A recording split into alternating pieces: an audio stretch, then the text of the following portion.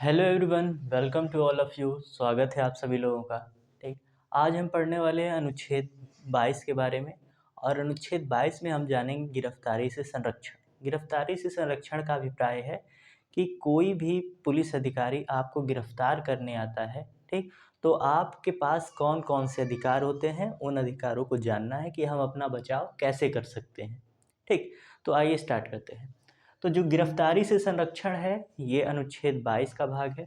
और इसके अंतर्गत दो बातें कही गई हैं कि कोई भी पुलिस अधिकारी आपको दो प्रकार से अरेस्ट कर सकता है। एक तो पहला कि आपने कोई सीरियस क्राइम किया हो, और एक दूसरा अधिकार उनके पास राइट्स ये होता है उन लोगों के पास, पुलिसकर्मियों के पास, कि बिना कोई क्राइम किए भी वो आपको अरेस्ट कर सकते हैं।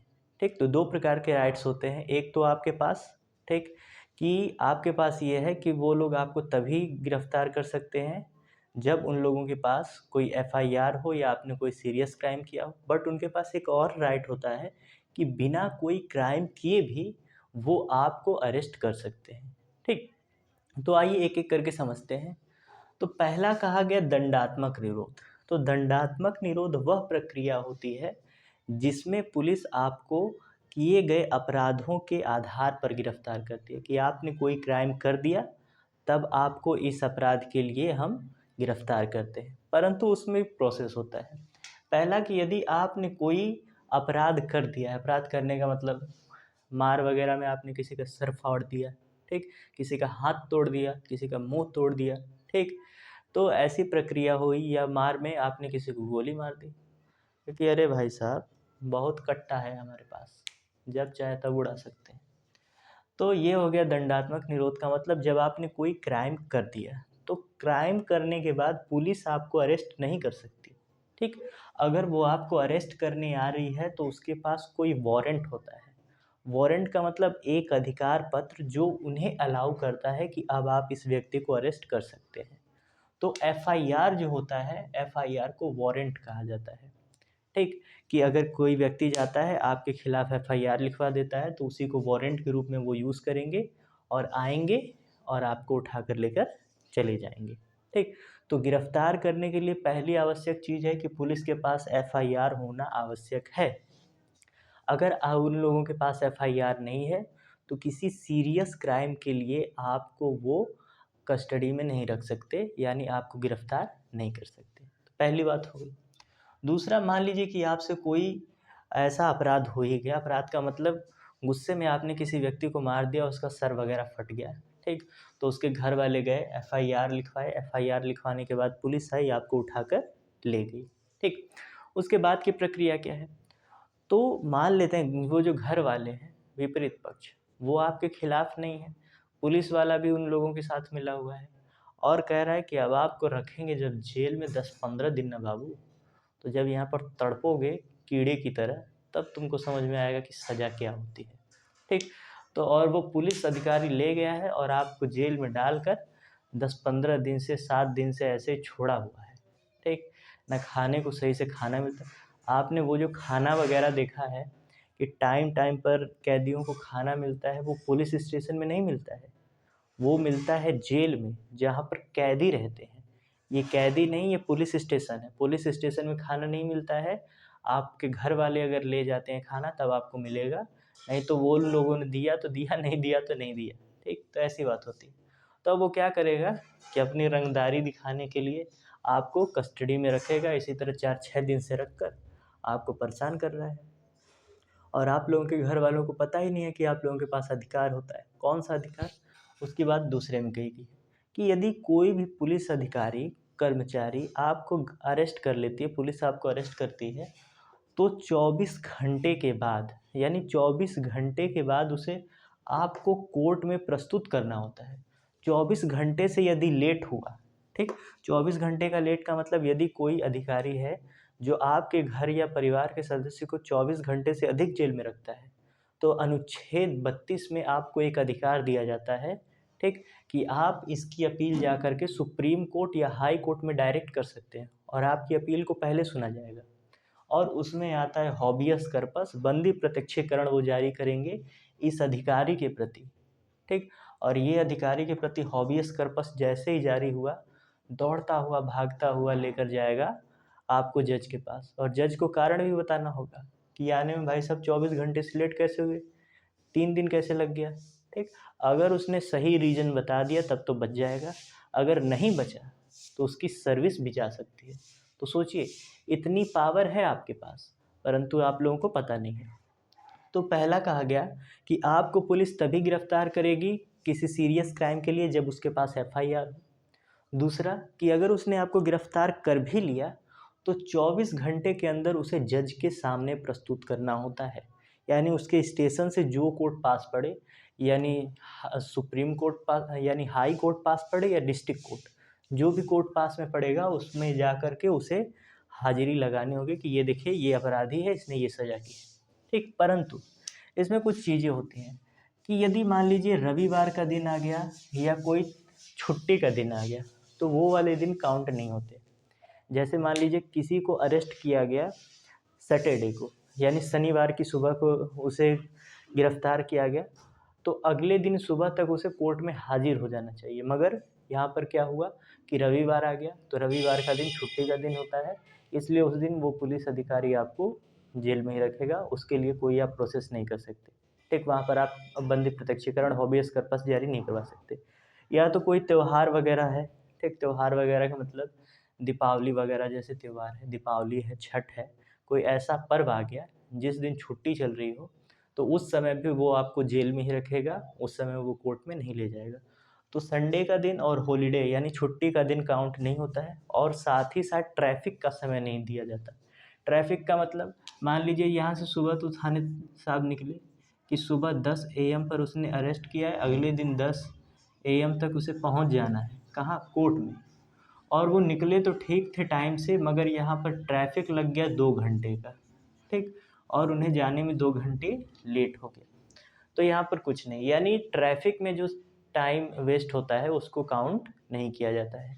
यानी यहाँ से कितने बजे निकले, 10 बजे निकले, तो मान लिया जाएगा कि हाँ ठीक है, अब मानते हैं कि सही बात है कि आपने ये अपना प्रोसेस टाइम से किया। उसके बाद दो चीज़ें हो गई कि पहला अरेस्ट किया, अरेस्ट करने के बाद 24 घंटे में जज के सामने ले जाएगा, और आपके पास ये राइट होता है कि आप अपने पसंद का वकील रख सकते हैं। अपने पसंद का मतलब आपने कोई क्राइम किया है तो वो तब तक मान्य नहीं होता जब तक कि उसे कोर्ट में सिद्ध ना कर दिया जाए। ठीक। तो कोई अपराध तब तक सिद्ध नहीं माना जाता, आपको मुजरिम तब तक करार नहीं दिया जाता जब तक कि आपका अपराध सिद्ध न हो जाए। तो उसके लिए आप कोर्ट में वकील रख सकते हैं अपनी पसंद का। यदि आपके पास पैसा है तो आप कोई हाई प्रोफाइल यानी पढ़े लिखे हुए वकील को पैसा दीजिए, प्राइवेट वकील रखिए। अगर आपके पास पैसा नहीं है, आप वैसे आदमी नहीं है कि आपके पास उतना पैसा है कि आप प्राइवेट वकील रख पाएँ, तो सरकार भी आपको वकील प्रदान कर सकती है। यदि सरकार से आप कह दें कि हमारे पास प्राइवेट वकील रखने में हम असमर्थ हैं, तो वो आपको एक वकील दे देगी। उस वकील को आप सारी बातें बताइए, वो आपका मुकदमा लड़ेगा। ठीक। तो ये प्रोसेस तब का हो गया जब पुलिस आपको कहाँ ले जाती है, जेल वगैरह ले जाती है। परंतु इस पूरे प्रोसेस में वो वाली तो घटना आई ही नहीं जो आपको हमेशा मूवी वगैरह में देखने को मिलती है, जिसमें बर्फ़ की सिल्ली पर किसी व्यक्ति को लिटाकर डंडे में तेल लगाकर आगे पीछे ऊपर नीचे हर तरफ सेकाई की जाती है। ठीक। तो वास्तव में ये प्रोसेस अभी नहीं आता है। तो ये प्रोसेस कब आता है, जब व्यक्ति की मन भर कुटाई करते हैं पुलिस वाले। तो उसके लिए प्रोसेस है, देखिए पहले आपने क्या लिखा, व्यक्ति के खिलाफ एफआईआर इशू हुआ। ठीक। उसके बाद आपने 24 घंटे में उसे कहाँ ले गए, कोर्ट में ले गए। कोर्ट में ले जाने के बाद अब इसे जज साहब स्टेशन में नहीं रखने देंगे, क्योंकि पुलिस स्टेशन छोटा होता है। ठीक। तो अब उसे भेजेंगे जेल में। कहा गया कि तुम्हारा जब तक यानी तुम बेगुनाह साबित ना हो जाओ तब तक तुम यहीं पर रहो, और जैसे बेगुनाह साबित हो जाओगे हम तुम्हें बाहर निकाल देंगे। नहीं तो कोई कोई जमानत करके भी ले आते हैं। तो उसके बाद ये व्यक्ति जाएगा जेल में, कोर्ट से फिर कहाँ पहुँचता है, जेल में पहुँचता है। और जेल का मालिक होता है जेलर। ठीक। जेल का मालिक कौन होता है, जेलर। अब ये जो पुलिस अधिकारी है, इसने इसे बड़ी मुश्किल से अरेस्ट किया था। अब इसके मन में ये तो होगा कि कई महीने से इसकी तलाश कर रहे थे, कोई संगीन अपराधी है और आज मिला है, इसे अगर पीटे ना तो हमारी आत्मा को शांति नहीं मिलेगी। तो ये क्या करेंगे, अब ये जाएंगे जेलर के पास और कहेंगे कि जो आदमी को तुमने रखा है उस आदमी को मुझे दे दो, मुझे ले जाना है उससे पूछताछ करने के लिए कुछ। तो कहेंगे नहीं, हम ऐसे नहीं देंगे, जाओ पहले जज साहब से ऑर्डर लेकर आओ। तो आप जाएंगे जज साहब के पास, जज साहब को बताएंगे कि देखिए सर, 24 घंटे में उसे आपके पास लाना था, तो हमारा पूरा ध्यान था कि हम इसे पहले 24 घंटे के अंदर अंदर किसी तरह सेफली आपके पास ले आए। और हम लोग जो हैं उस जो क्राइम सीन है वहाँ पर काम ही नहीं कर पाए, फोकस ही नहीं कर पाए, एविडेंस इकट्ठा नहीं कर पाए। तो हम इस आदमी को ले जाना चाहते हैं, इससे पूछेंगे कि बताओ कौन कहाँ पर खड़ा था, ठीक, तुमने उस व्यक्ति को कैसे गोली मारी, उसने तुम्हारे ऊपर कैसे हमला किया, यानी सीन को रिक्रिएट करने का काम किया जाएगा, ठीक। तो ऐसी चीज़ें कहकर वो कहाँ ले जाता है, व्यक्ति को ले जाते हैं। तो जज साहब कहते हैं ठीक है ले जाओ। तो जैसे ही ऑर्डर आएगा ये जेलर साहब कहते हैं ठीक है, अब इस आदमी को तुम ले जा सकते हो। तो जब पुलिस व्यक्ति को दोबारा लेकर आती है जेल में तो उसे कहा जाता है पुलिस रिमांड, ठीक। यानी रिमांड पर वापस कहाँ ले आएगी, पुलिस स्टेशन। और पुलिस स्टेशन ले आने के बाद तुम अपराध को तो कबूल करोगे नहीं, तो कबूल करवाने का काम हमारा है। तो बस सुता कर आपकी अच्छे से कुटाई करेगी और कुटाई करने के बाद आपकी आत्मा तृप्त हो जाएगी, कहेगी कि ठीक है प्रभु, हम स्वीकार कर लेते हैं कि हमने ये अपराध किया है, ठीक। और उसके बाद इसमें प्रोसेस होता है कि आपको उस व्यक्ति को 15 दिन के अंदर वापस जेल में ले जाना होता है। कि पुलिस रिमांड पर यदि कोई व्यक्ति वापस आता है जेल से पुलिस स्टेशन तो केवल 15 दिनों के लिए आता है, 15वें दिन उसे वापस जेल में होना चाहिए। तो ये होती है पुलिस रिमांड की प्रक्रिया, ठीक। अब उसके बाद दो शब्द और प्रयोग किए जाते हैं, एक होता है इंट्रोगेशन और एक होता है कस्टडी। कस्टडी का मतलब होता है हिरासत में और एक होता है अरेस्ट करना, ठीक। तो अरेस्ट का मतलब है कि आपने कोई अपराध कर दिया है और एफआईआर भी दर्ज हो गया है, तब आपको पुलिस अरेस्ट करेगी। इंट्रोगेशन का मतलब होता है आपको ले जा रही है केवल पूछताछ करने के लिए, जाएंगे, आपसे कुछ प्रश्न पूछेगी, आप उसका जवाब देंगे, फिर वो आपको छोड़ देगी। और उसके बाद होता है कस्टडी। कस्टडी का मतलब होता है हिरासत, कि आपने कोई बड़ा क्राइम नहीं किया है परंतु आपके द्वारा मतलब आप पर एफआईआर नहीं हुआ है परंतु आपने क्राइम किया है। क्राइम करने का मतलब कि आपने किसी का सर वगैरह नहीं फाड़ा है, ठीक, मगर आप किसी का पैसा चोरी करके भाग गए, ठीक, किसी से आपने पैसा लिया और उसको पैसा लौटा नहीं रहे हैं, ठीक। तो ऐसे सारे प्रोसेस में व्यक्ति को कस्टडी में लिया जाता है, हिरासत में रखा जाता है, या कभी कभी व्यक्ति के सिक्योरिटी के लिए, उसकी सुरक्षा के लिए भी उसे पुलिस कस्टडी में रखा जाता है। तो ये तो वो प्रोसेस हो गया जब पुलिस आपको तब गिरफ्तार करती है जब आपने कोई क्राइम किया हो। और कुछ क्राइटेरिया ऐसे भी होते हैं जिसमें पुलिस आपको तब गिरफ्तार करेगी जब आपने कोई अपराध न किया हो। कोई अपराध न करने से अभिप्राय है कि आपने किसी व्यक्ति की हत्या नहीं की परंतु कुछ ऐसा कार्य कर रहे हैं जिससे देश की जनता में भय व्याप्त हो रहा है या लोगों में एक दूसरे के प्रति ईर्ष्या का भाव जागृत हो रहा है। यदि आप कोई ऐसा कार्य करते हैं तब वहाँ पर पुलिस को अधिकार दिया जाता है निवारक निरोध का, कि बिना एफआईआर के आप उस व्यक्ति को गिरफ्तार कर सकते हैं। तो कोई व्यक्ति इस प्रकार का कार्य कर रहा है, जैसे कोई नेता आकर भाषण दे रहा है कि अरे मोदी जी ये जो वैक्सीन लगवा रहे हैं, इस वैक्सीन में ऐसा केमिकल है कि व्यक्ति 20 साल के बाद आज नहीं मरेगा, 10 साल के बाद सबकी मृत्यु होने लगेगी, किसी का हार्ट फेल होने लगेगा, किसी की किडनी फेल होने लगेगी, किसी का लीवर। तो ऐसी बातें करेगा तो लोगों के बीच में क्या होगा, भय व्याप्त होगा, ठीक। तो ऐसे व्यक्ति को, उसने क्राइम नहीं किया, तो जैसे ही ऐसे व्यक्ति को देखेंगे उठाकर पकड़ कर लाएंगे और जेल में डाल देंगे कि आओ बहुत तुमने तबाही मचा ली।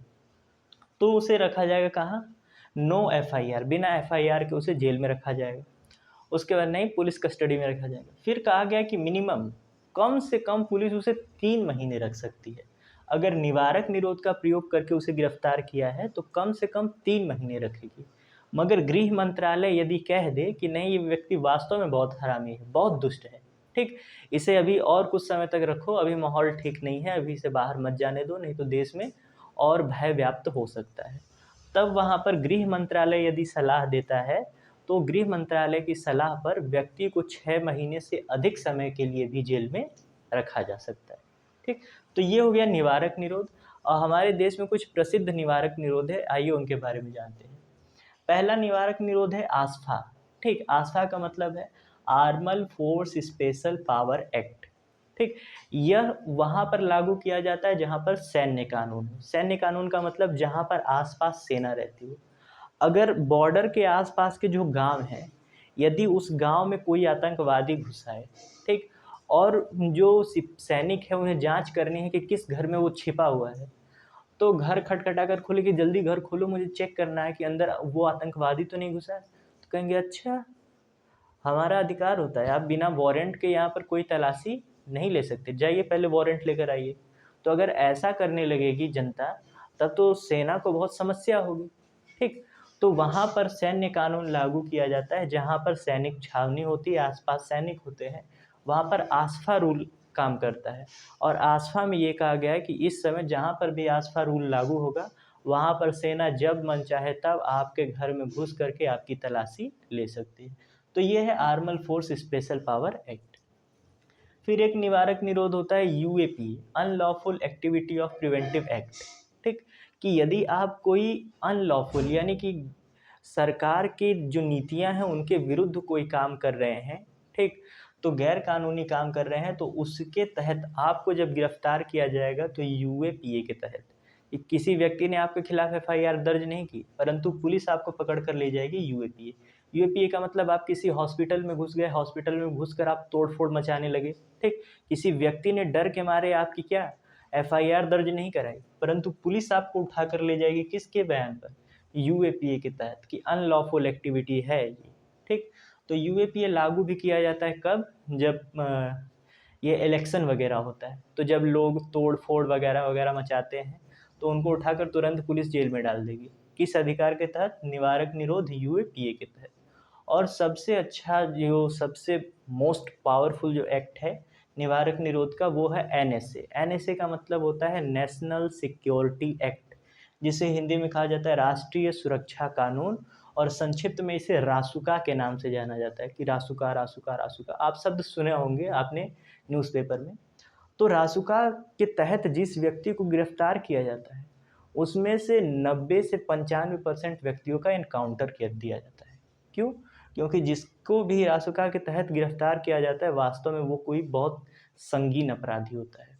और पुलिस जानती है कि बार बार मेहनत करने से अच्छा है कि कोर्ट में ले जाएंगे, बयानबाजी होगा, फिर 1-2 साल बाद छूटेगा, फिर तो एक ही व्यक्ति के पीछे हम कितनी बार दौड़ें, इससे अच्छा उसका इनकाउंटर कर देते हैं। तो एनएसए नेशनल सिक्योरिटी एक्ट के तहत जिस व्यक्ति को गिरफ्तार किया जाएगा, ठीक, उसे लगभग पुलिस इनकाउंटर उसका कर ही देती है। तो ये सारे वो पुलिस के अधिकार हैं जिसके तहत वो बिना एफआईआर के व्यक्ति को पकड़ लेती है। और उसके बाद एक हमारा निवारक निरोध था मीसा। ठीक, maintenance maintenance of internal security act. ठीक, ये पहले था, अब नहीं है। इसका प्रयोग 1941 ईस्वी में इंदिरा गांधी ने चुनाव जीतने के लिए किया था। चुनाव जीतने का मतलब, उन्होंने ये वाला निवारक निरोध जारी कर दिया था। इस निवारक निरोध के तहत कोई अन्य सरकार जो है, अन्य पार्टियां हैं, वो अपना प्रचार प्रसार नहीं कर सकती।